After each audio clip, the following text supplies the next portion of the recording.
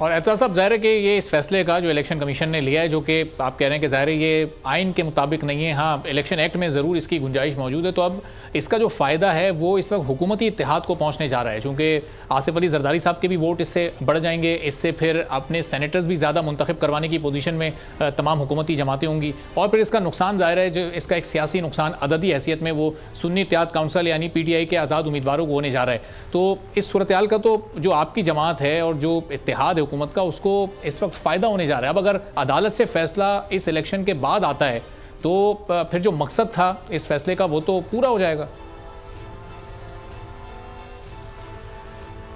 इसका यह है कि अगर तो ये जाता है मामला उस हद तक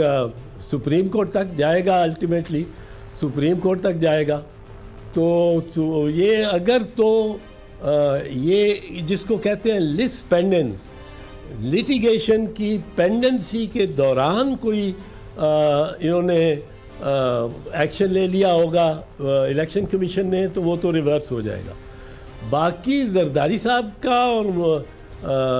महमूद खान अचकज़ई, वो भी मेरे दोस्त हैं, बहुत दोस्त हैं, और हम पार्लियामेंट में इकट्ठे रहे हैं, और महमूद खान के साथ बहुत एक रिलैक्स्ड सी और बड़ी अच्छी दोस्ती है, विच आई वैल्यू। लेकिन जरदारी साहब का इसमें महमूद खान का मुकाबला कोई नहीं है। अगर कुछ वोट जरदारी साहब के इधर ख़वातीन के मामले में कम भी हो गए, तो कोई वो he is in a big league, and I don't think कोई ख़तरा है इससे कोई इलेक्शन का रिज़ल्ट बदल जाने का। बल्कि मैं तो ये समझूंगा कि इसके पेश नज़र कि अब को गुडविल होनी चाहिए। देखो इतना अच्छा फैसला आ गया, सेनेट में तो इसका फ़ायदा हो सकता है ना, सेनेट में तो हुकूमती इत्तेहाद को फ़ायदा हो सकता है, और फिर सुन्नी इत्तेहाद काउंसिल अपने 7 सेनेटर्स खो देगी इसके नतीजे में।